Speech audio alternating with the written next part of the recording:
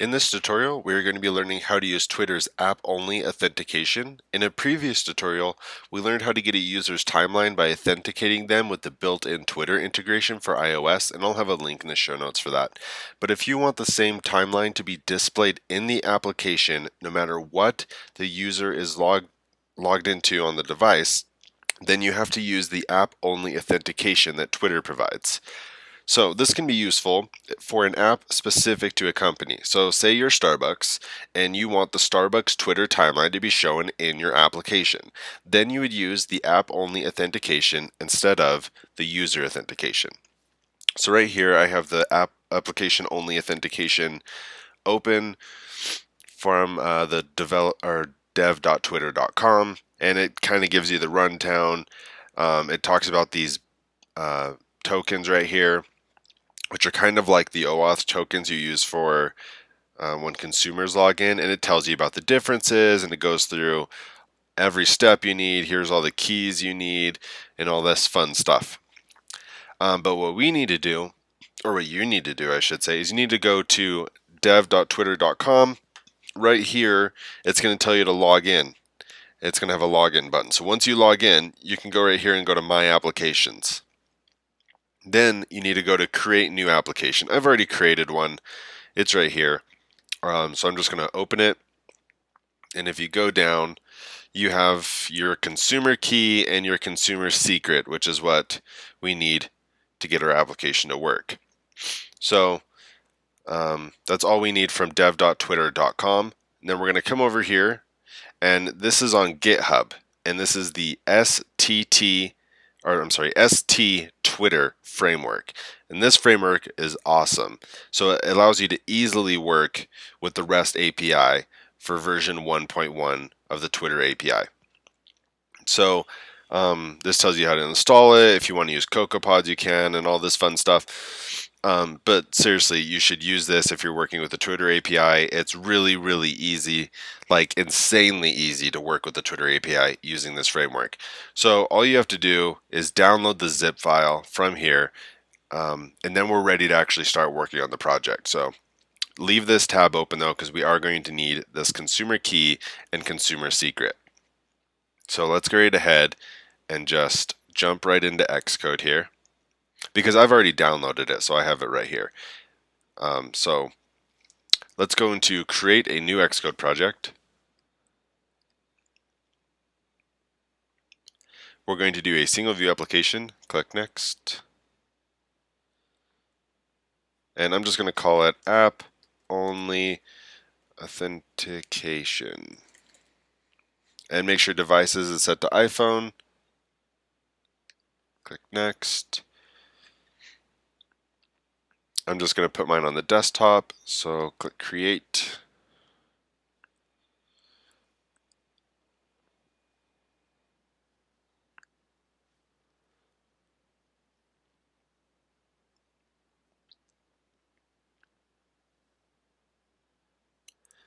Alright, so the first thing we need to do is we need to add the frameworks that we need for this project. So like I said, the first framework we need is the ST Twitter framework from GitHub.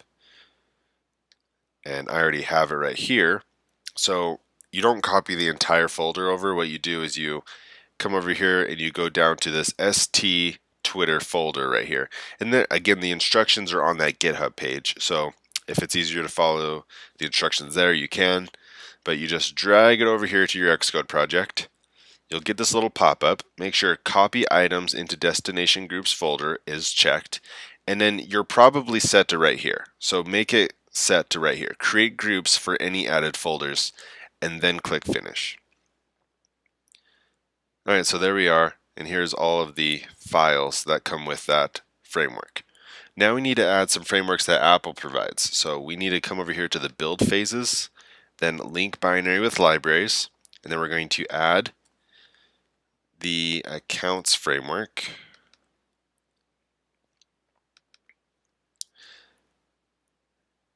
And then we're going to add the Twitter framework.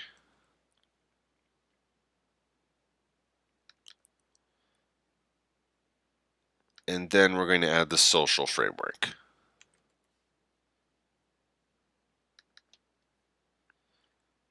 All right, so now we're going to go and set up our user interface. So let's go into the main.storyboard.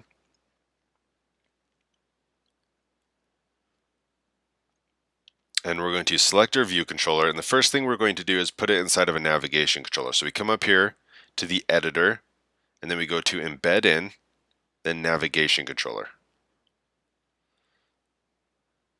And now our application is inside of our view controller is inside of a navigation controller. So I'm going to double click here and just change the title to say VIA Software. Okay, so now let's add a table view. So we're going to come down here to our object library, grab a table view,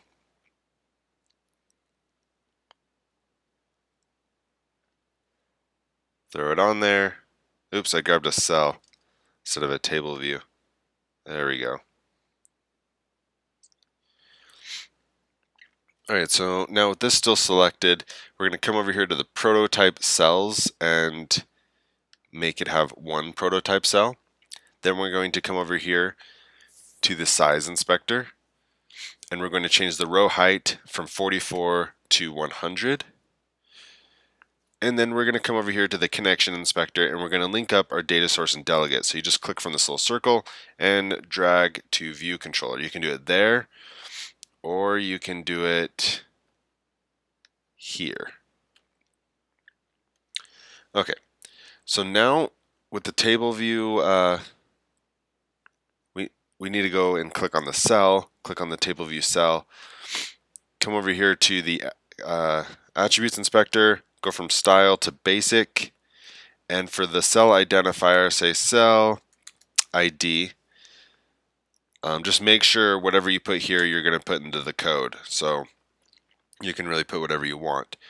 Now what we need to do is we need to change the label inside the cell, because usually tweets are like like 3 or 4 lines because they can be 140 characters, and a label by default can only span across 1 line. So we need to come here to this lines and just say like 4.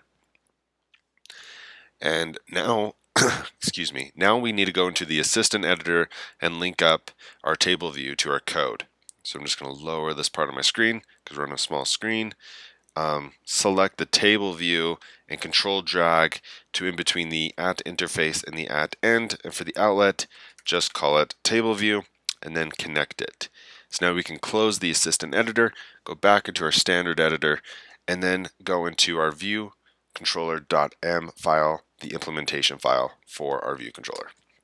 And the first thing we're going to do is import the ST Twitter framework. So ST Twitter.h. And now we're going to make our view controller the UI table view data source and UI table view delegate. So UI table view delegate, UI table view data source. Now we need to add another property, and this will actually hold the data for our table view. So it's of course it's going to be an array. We're going to say strong non-atomic NS mutable array, and we're going to call it Twitter feed. Okay, so now inside of our view did load, we're going to add the code to get that Twitter feed. So we're going to say st Twitter API, and we're just going to call it Twitter. And we're going to say st Twitter API app only with consumer key consumer secret. So this one. And then inside these quotation marks, so inside the string, you need to put in your consumer secret and your consumer key. So I said those backwards. First is consumer key, then consumer secret. So if we go back here to our dev.twitter.com, inside of our application that we created, we have the consumer key. So I'll just copy that and paste it right in here. And then I'll go to my consumer secret, copy that, and paste it right in there. So now I'm done with that. Now we can say Twitter verify credentials, and okay, so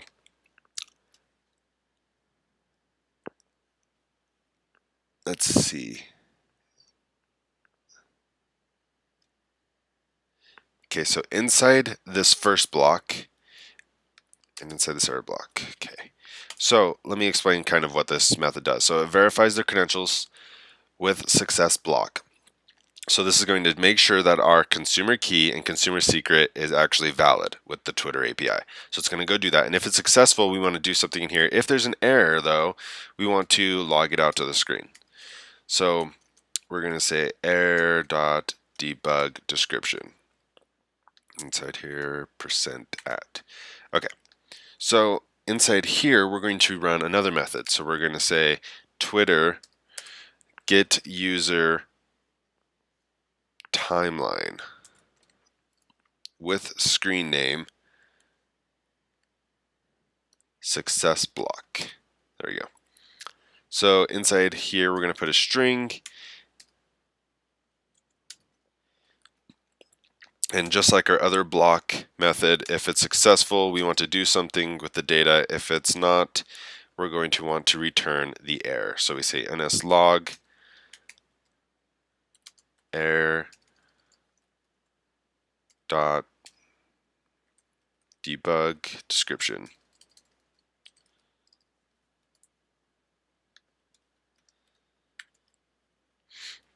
Okay, so inside this method, we have to pass in a screen name. This is just the username of the account, the Twitter account, obviously.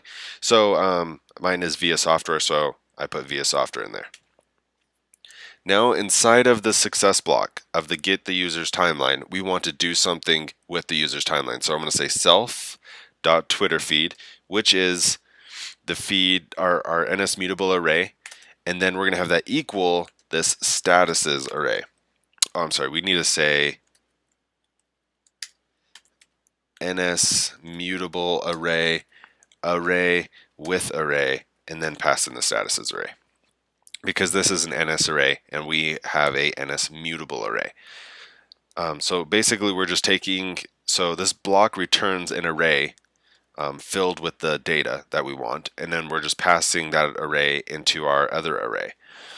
And then we're going to say self.tableview reload data. So it's going to refresh our table view data if it's successful. Okay, so that is literally all of the code we need to get the data from Twitter. Now, if you go look at that other tutorial where we got it using the built-in integration for iOS, there was a lot more code. This framework that is provided on GitHub makes things really, really easy. Look at this. It's basically you instantiate one ST Twitter API object and you run 2 block methods and you're done. That's all we needed to do. So now let's add the methods for our table view. So I have these already pre-configured in a code snippet. I will also put a link to a tutorial that shows you how to do the code snippets, but this is all pretty standard. So we have the number of rows in section is this first method, and we just say self Twitter feed because that's our array dot count. And don't forget your pragma mark either.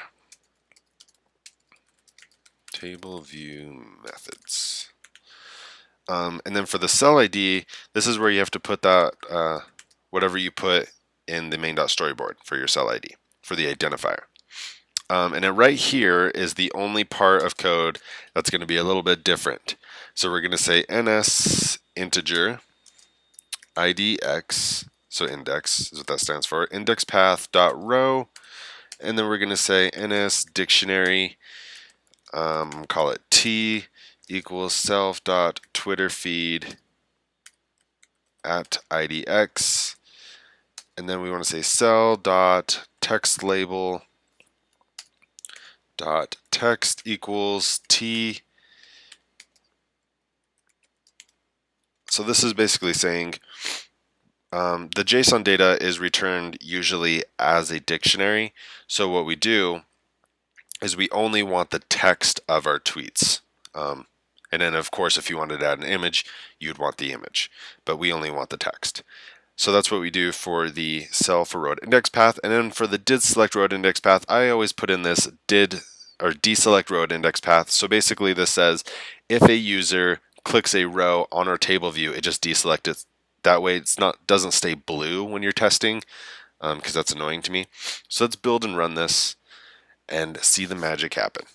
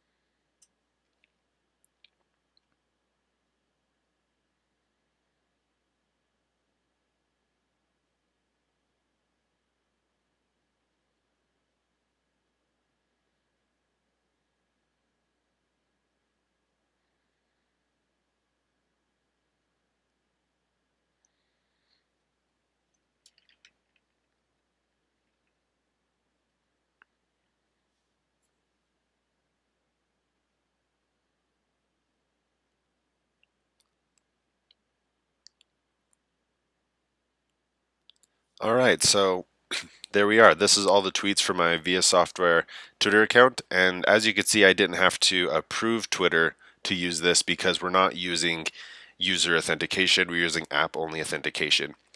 So here we are. Here's all my tweets, or at least first couple of them. I think the first 20. So thank you for watching another VS Software tutorial, and I hope that this made sense to all of you. If you have any questions or comments, please leave them down below, and don't forget to check out vssoftware.com.